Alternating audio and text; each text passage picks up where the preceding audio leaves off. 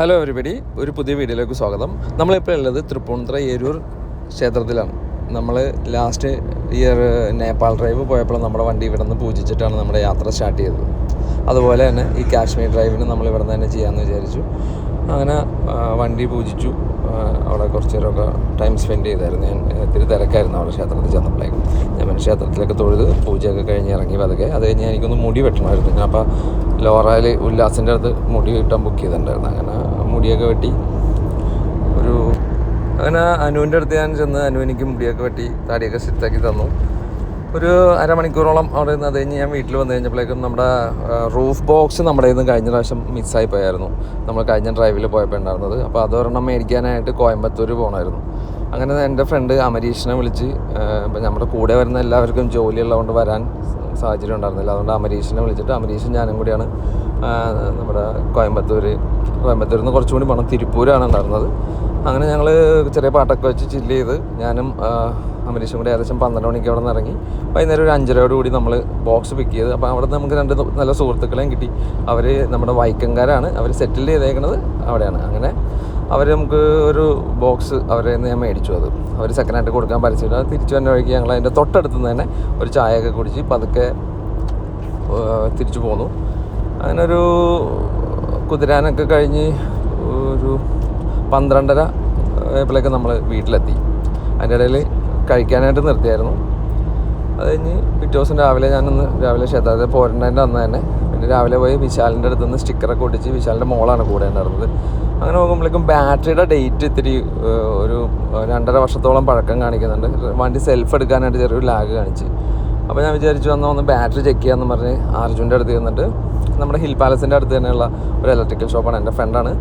അപ്പോൾ അവൻ്റെ അടുത്ത് ചെന്നിട്ട് നമ്മൾ വണ്ടിയുടെ വോൾട്ടും കാര്യങ്ങളായിരുന്നു ഇത്ര ദിവസം പോകണല്ലേ എന്ന് വിചാരിച്ചിട്ടൊന്ന് ചെക്ക് ചെയ്തപ്പോഴേക്കാണ് ബാറ്ററിയുടെ ഡെൻസിറ്റി ഇത്തിരി കുറവ് കാണിക്കണമെന്ന് പറഞ്ഞത്. അതെനിക്ക് ക്രാങ്കിങ്ങിലൊരു സംശയം തോന്നിയതുകൊണ്ടാണ് നമ്മൾ അത് ചെക്ക് ചെയ്യാൻ കാരണം. അപ്പോൾ പിന്നെ എന്തായാലും ബാറ്ററി മാറ്റാമെന്ന് തന്നെ തീരുമാനിച്ച് അവിടെ നിന്ന് നേരെ ഞാൻ ഓട്ടോ മാർവൽ, നമ്മുടെ റോണിയുടെ ആക്സറി ഷോപ്പാണ്. അപ്പോൾ റോണിനെ ഞാൻ വിളിച്ച് പറഞ്ഞിട്ടുണ്ടായിരുന്നു എനിക്ക് കുറച്ച് സാധനങ്ങൾ വേണം. അപ്പോൾ റോണി ഞാൻ ചെന്നപ്പോഴേക്കും എൻ്റെ വിൻഷീൽഡ് സ്ക്രീൻ വാഷറും അതേപോലെ വൈപ്പറും പിന്നെ അവൻ്റെ ഒരു പമ്പ്, പിന്നെ നെക്ക് പില്ലോ, അങ്ങനെ കാര്യങ്ങളെല്ലാം എൻ്റെ കാറിൻ്റെ ആക്സസറീസ് എല്ലാം സപ്പോർട്ട് ഇപ്പോൾ എല്ലാം തരുന്നത് എനിക്ക് റോണിയാണ്. അങ്ങനെ റോണിയുടെ അടുത്ത് നിന്ന് ഇറങ്ങി രാത്രി നമ്മളൊരു 8 മണിക്കാണ് വീട്ടിൽ നിന്ന് ഇറങ്ങാനായിട്ട്, എൻ്റെ വീട്ടിൽ നിന്നാണ് ഇറങ്ങാൻ എല്ലാം തീരുമാനിച്ചത്. അത് കഴിഞ്ഞ് ഞാൻ വന്ന് വണ്ടിയൊക്കെ ഒന്ന് വാഷ് ചെയ്ത് വൃത്തിയാക്കി ഞാൻ കുളിച്ച് കുറച്ച് നേരം കിടന്ന്. അതപ്പോഴത്തേക്കും ഫ്രണ്ട്സൊക്കെ വന്നു. അല്ലനും എല്ലാവരും നമ്മുടെ വീട്ടിലേക്ക് വന്നു. നമ്മളിവിടെ പോരേണ്ട എല്ലാവരും എത്തി. ഞങ്ങൾ പതുക്കെ ലഗേജൊക്കെ എല്ലാം കയറ്റി വെച്ച് ഏകദേശം റൂഫ് ബോക്സും നമ്മുടെ ഡിക്കിയിലും കൂടി ഞങ്ങളുടെ ലഗേജുകളെല്ലാം അവസാനം അമ്മേനോടും രേവതിനോടും വീട്ടുകാരോടൊക്കെ യാത്ര പറഞ്ഞ് അമ്മയും കുഞ്ഞുമൊക്കെ കുറച്ച് സങ്കടമായി. ഇപ്പം നമ്മൾ ഇത്രയും ദിവസം ഞാൻ എപ്പോഴും വീട്ടിൽ തന്നെ ഉണ്ടല്ലോ, ഒരു 10-15 ദിവസം ഉണ്ടാവില്ലാത്തതിൻ്റെ ഒരു വിഷമമെന്ന് തോന്നുന്നു. അമ്മയ്ക്കും കുഞ്ഞുണിക്കൊക്കെ സങ്കടമായി. അങ്ങനെ ഞങ്ങൾ ഒരു 8:45 വീട്ടിൽ നിന്ന് ഇറങ്ങി. എന്തായാലും ഫുഡ് കഴിച്ചിട്ടുണ്ടായില്ല, ഫുഡ് കഴിക്കണമായിരുന്നു. അശ്വിൻ ഞങ്ങളിവിടെ വരാനിരുന്നു വെച്ചാൽ അശ്വിന് ചെറിയൊരു സാഹചര്യ പ്രശ്നങ്ങൾ കാരണം അശ്വിന് വരാൻ പറ്റിയില്ല. അശ്വിനും ഞങ്ങളെ യാത്രയാക്കാൻ വേണ്ടി വന്നിട്ടുണ്ടായിരുന്നു. അങ്ങനെ ഒരു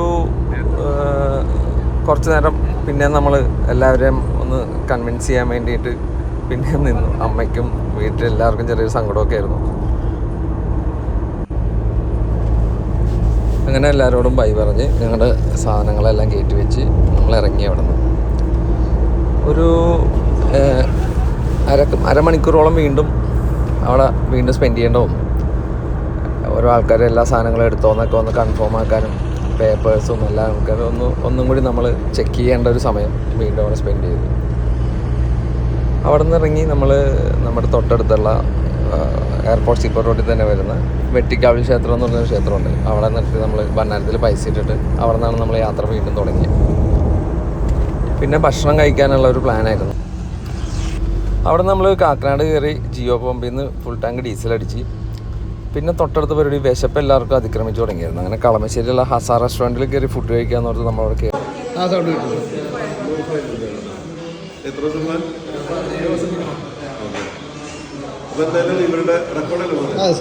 ഇവരുടെ യാത്രയ്ക്ക് എല്ലാവിധ ആശംസകളും. ഒരു യാത്ര എന്ന് പറഞ്ഞാൽ ഒരുപാട് എഫേർട്ടുള്ളൊരു കാര്യമാണ്. അപ്പോൾ ഏതാണ്ട് 17-20 ദിവസം നീണ്ടുനിൽക്കുന്ന യാത്ര വിചാരിച്ച പോലെ തന്നെ എല്ലാ സ്ഥലങ്ങളും കവർ ചെയ്ത് എൻജോയ് ചെയ്ത് വരാൻ സാധിക്കട്ടെ എന്ന് ആശംസിക്കുന്നു.